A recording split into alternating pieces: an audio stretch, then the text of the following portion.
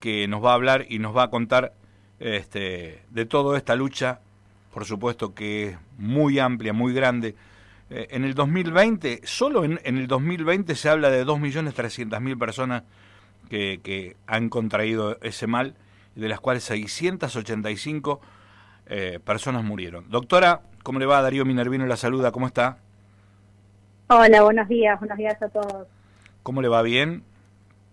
Bien, muy bien, contenta de esta invitación para charlar y para hablar un poco sobre esta enfermedad que es tan común, que es tan prevalente y que bueno, que en octubre nos invita a todos a reflexionar un poco sobre el tema.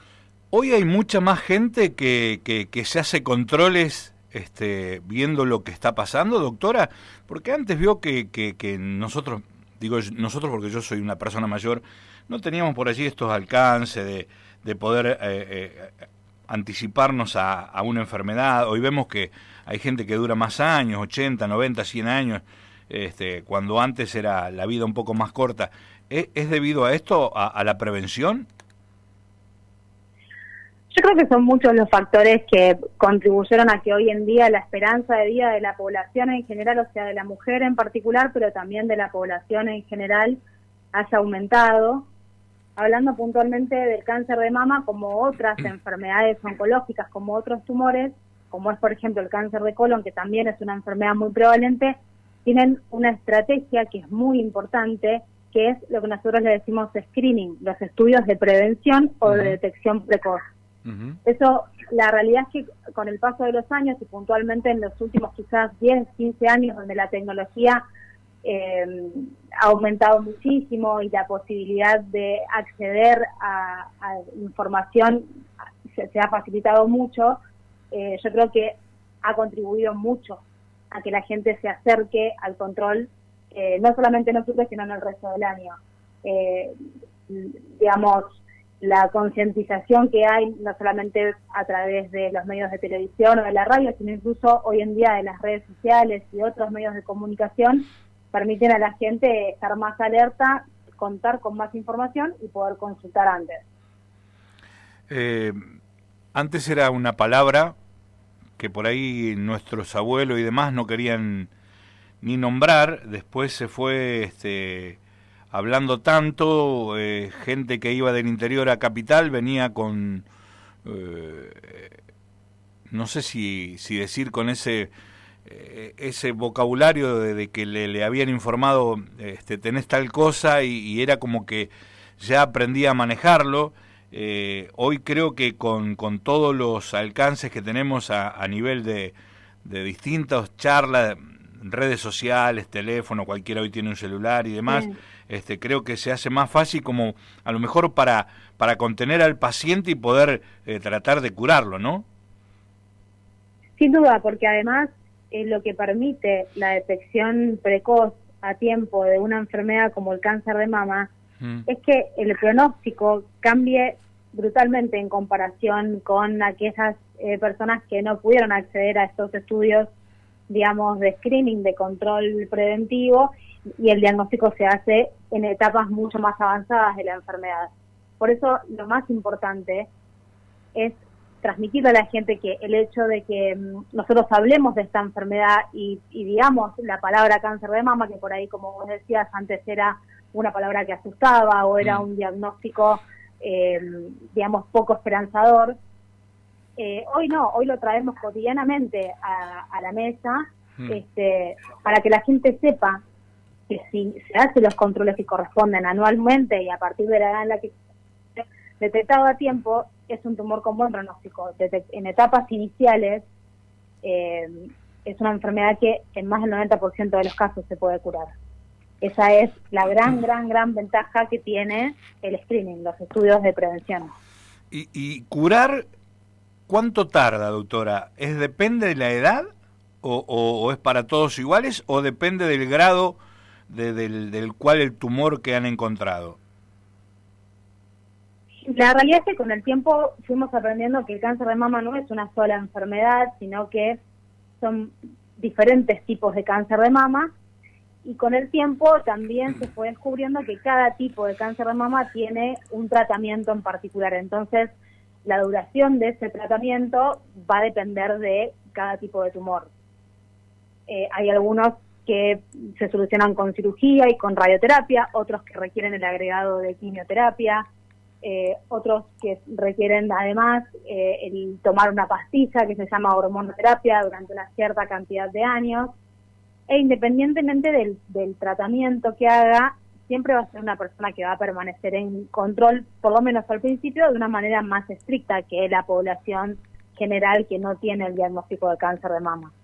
Pero detectado a tiempo, uno puede hacer un tratamiento con intención curativa. ¿Y hay gente que lo toma mal? ¿Anímicamente Sí, te referís? sí, sí. Sí, por supuesto, porque la realidad es que una cosa es el diagnóstico de una enfermedad orgánica, como hacemos nosotros, una enfermedad en el cuerpo, y otra cosa es en el contexto en la que a esta persona se le hace el diagnóstico. Siempre depende de si esa persona está pasando por una situación puntual personal, si tiene o no la posibilidad de contar con apoyo familiar, si tiene que trasladarse a otra provincia quizás o a otra ciudad para poder realizar el tratamiento.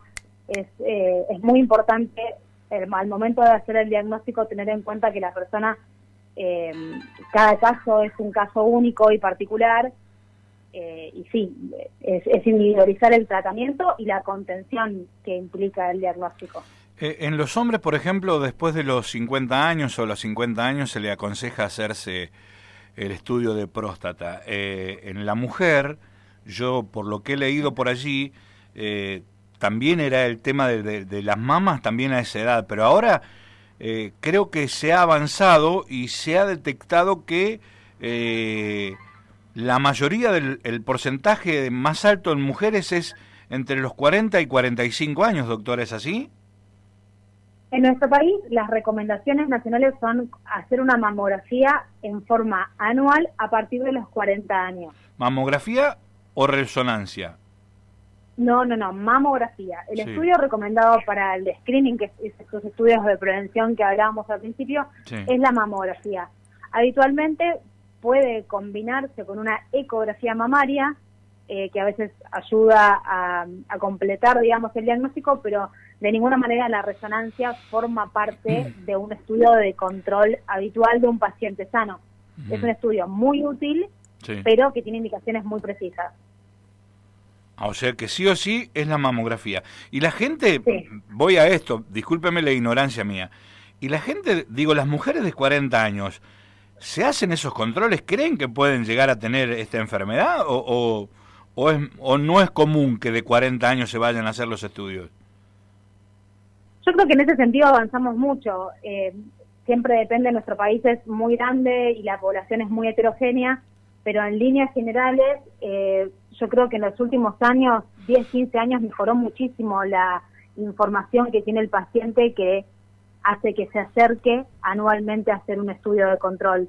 En líneas generales te diría que sí, que la mayor parte de la población femenina lo hace, y la que no lo hace no es culpa, digamos, del paciente, sino de que por ahí no recibió la información adecuada o la recomendación adecuada por parte del médico, o porque, digamos, la situación en la que vive, el contexto en el que vive, no le permite realizar los estudios de control anual que corresponden. Por eso siempre insisto en que depende mucho de la realidad en la que esté inmersa esa paciente, pero en líneas generales yo creo que sí, que mejoró muchísimo el porcentaje de pacientes que sabe que tiene que hacerse estos estudios anualmente. Además, la mujer es más obediente que el hombre en el tema de...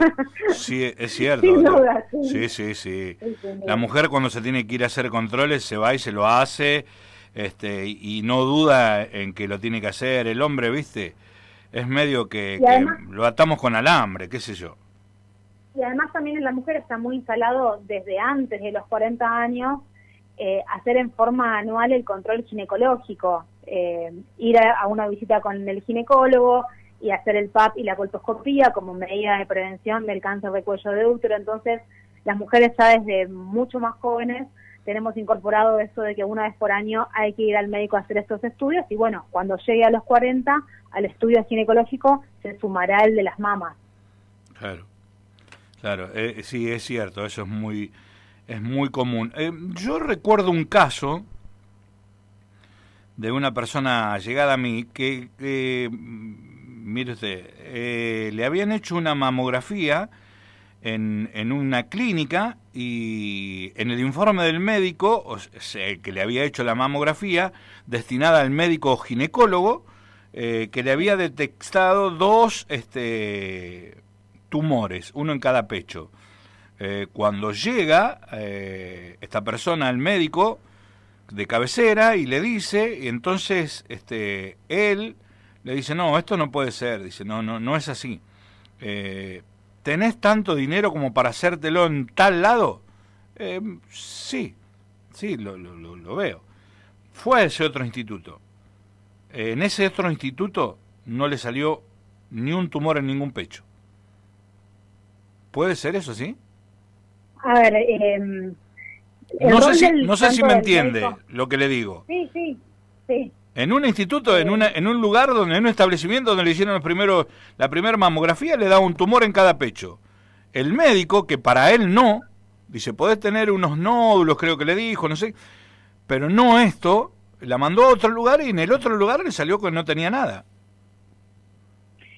Hay 2 cosas que me parecen importantes para aclarar. Por un lado, los diagnósticos por imágenes, una mamografía, una ecografía, incluso una resonancia o estudios más complejos, son imágenes que a nosotros nos permiten tener más o menos sospecha de una determinada cosa, que es probablemente benigno, que es probablemente maligno, pero nunca hacen diagnósticos, siempre nos hacen sospechar más o menos.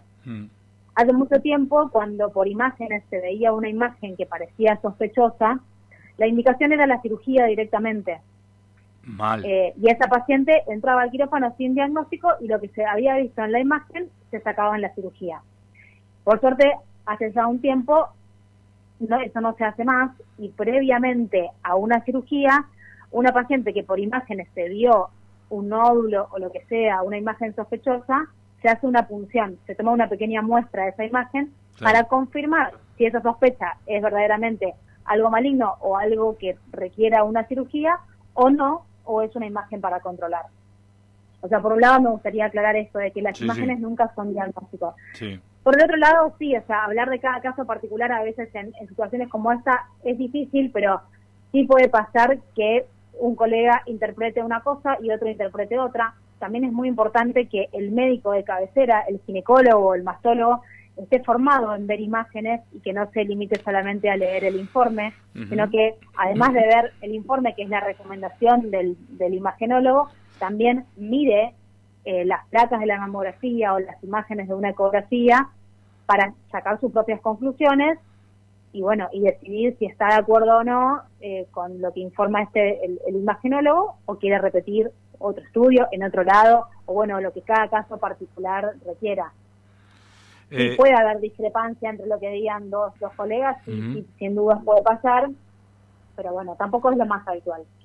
Doctora, esto con una intervención, que usted dice, hoy se salvan muchas vidas de lo que antes esto no acontecía, y debido a todo esto, todos estos mecanismos nuevos y formas de ver, y a la cual llevan a ustedes también a hacer distintos avances en seguir estudiando toda la vida, pero una vez hecha la cirugía, ¿puede volver a repetirse que le aparezca otro tumor nuevamente?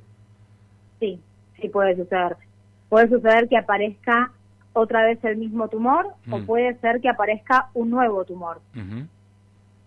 Por eso, la persona que tuvo el antecedente de cáncer de mama, al principio se va a controlar de una manera un poquito más estricta y más seguida que lo hace una persona sin diagnóstico. Y quizás luego de varios años de control más estricto, sí pase a un control anual nuevamente, pero nunca va a dejar de controlarse porque el riesgo va a seguir existiendo. Nunca. Nosotros hablamos de curación de ese tumor en particular, y en medicina me parece importante aclarar que nada es 100% o 0%. Eso es quizás lo más lindo y lo más desafiante de nuestra profesión, para lo que nos dedicamos a esto, que la realidad es que cada caso es un caso particular y que hay que tratarlo de forma individual, sin sacar, digamos, grandes porcentajes. A nosotros tratamos de no concentrarnos tanto en el porcentaje, porque si algo tiene 90% de chances de que sea de una manera, pero o 99% de chances de que sea de una manera, pero a vos no te pasó, ese 1% para mí es el 100%.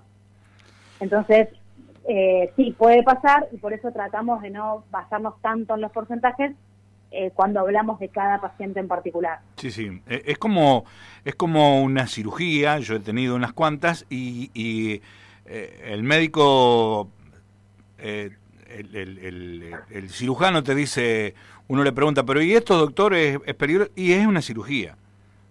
Sí, te podés morir cuando te están tratando de anestesiar o no, o sí, o bueno, es una cirugía. O sea, por más pequeña que sea, es una cirugía. Y en esto, claro, tampoco se puede arriesgar al 100% de decir, estás curado. Entiendo yo eso, ¿no? Sí, sí, porque, o sea, hablando puntualmente de la cirugía, todo procedimiento conlleva sus riesgos, pero hablando, mirando la enfermedad, digamos, a largo plazo, sí, la posibilidad de que haya una recaída, que es la manera en la que nosotros le llamamos a esta situación en la que vuelve a aparecer el tumor cierta cantidad de tiempo después, o que incluso pueda suceder de que aparezca un nuevo tumor en la misma mama o en la otra mama. Por eso es una paciente que nunca va a dejar de estar en control. Y la última que le hago, doctora, sé que estamos robando un tiempito, pero no, ya le vamos a mandar algún presente. Mentira, no me crea porque eso es mentira, no tengo plata. En cuanto a los pacientes que uno trata y que realmente en el caso de ustedes deben ser muchos, esto se lo dan, se lo manifiestan y lo toman de buena manera, es decir que, bueno, por ahora vas a venir en el sentido que de la frecuencia, el control, y después cuando va espaciando, eso lo nota en el paciente de que está más tranquilo y demás. Sí, sin duda, y en eso tiene también un rol muy importante el equipo médico y también la contención familiar o del círculo que contenga, que acompañe a la paciente en todo el proceso. No solamente nosotros, no solamente desde el punto de vista médico y hablando de ahora te tenés que operar, ahora tenés que hacer rayos, ahora tenés que hacer esto, sino también tener en cuenta la parte emocional y la contención emocional y psicológica de esa paciente, que nos va a ir ayudando a guiarla en este proceso que muchas veces empieza con mucho miedo y termina de una manera totalmente diferente. Siempre el momento de hacer el control, incluso muchos años después de haber terminado el tratamiento, el momento de venir a hacerse la mamografía o la ecografía de control es un momento de estrés para la paciente. Sí, claro. Y bueno, ahí va a estar nuestro rol, no solamente como médicos que se encargan del cuerpo, sino como médicos que se encargan del paciente integralmente, digamos, y contenerlo en todos los aspectos. Y normalmente debe ocurrir, por más que muchas veces uno dice, los médicos por allí no tienen, qué sé yo, ese corazón como para contener, que es mentira, porque yo conozco gente que no es así, el tener que manifestarle, ¿no?, a los 2 o 3 años que vuelva, yo vuelvo y le digo, hola doctor, porque ya pasa a ser un amigo o un conocido, viéndolo tan seguido, y caigo yo, Luciana, ¿cómo le va? Bien, o ¿cómo te va? Bien, todo bien, y vos me tenés que decir, Darío, tenemos que intervenir otra vez. Creo que debe ser algo muy doloroso, ¿no? Sí, forma parte de los desafíos a los cuales nosotros nos enfrentamos todos los días, pero bueno, por algo nos dedicamos a esto, ¿no? Porque nos gusta acompañar, nos gusta estudiar y abarcar, digamos, y tratar de tratar y curar cuando podemos este tipo de patologías, y también nos gusta acompañar a los pacientes y a las familias que les toca pasar por esto, así que es difícil, pero bueno, es a lo que nos dedicamos y es lo que nos gusta hacer. Doctora, muchísimas gracias, por allí la volvemos a molestar nuevamente más adelante, porque esto creo que es para charlar bastante seguido, es una forma de que la gente por allí tome conciencia, pero yo creo mucho en lo que usted dice, en cuanto que la gente, y más que nada la mujer, toma más conciencia que el hombre es como usar un Falcon como se usaba antes, lo atamos con alambre, toma una pastillita, dice, no, ando mejor, no sabe lo que pasa, mentira. Pero bueno, es lindo y poder que el día de mañana la gente sea un trámite esto nada más, una mamografía y bueno, y poder seguir para adelante, sí, ¿no? No vamos a menospreciar a los hombres que sí se portan bien y hacen no, por supuesto, lo no. Importante Sí. Lo importante es que más allá de hombres o mujeres, sepamos y tengamos conciencia de que esta enfermedad existe, que es muy frecuente. Para los que nos dedicamos a esto, es una lucha, digamos, de todo el año, tanto el tratamiento como la concientización, pero agradecemos un montón este espacio que se genera durante todo el mes de octubre y, bueno, puntualmente el 19, para poder hablar y llegar a más cantidad de personas, una mayor población de gente que lo escuche, que se entere y que motive esto a una consulta o a una charla más profunda con su médico. Así que al contrario, gracias a ustedes. Doctora Luciana Sabatini, muchas gracias, que tenga el mejor de los días y ojalá podamos charlar prontamente. Muchas gracias. Cuando quiera, muchas gracias, buen día. Buen día. Bueno, ahí estamos, la doctora Luciana Sabatini, mastóloga y ginecóloga, tratando esto de que el cáncer de mama es el 19, es el Día Mundial de la lucha contra el cáncer de mama, y bueno, nosotros lo hablamos antes. Agustina me pidió un temita musical.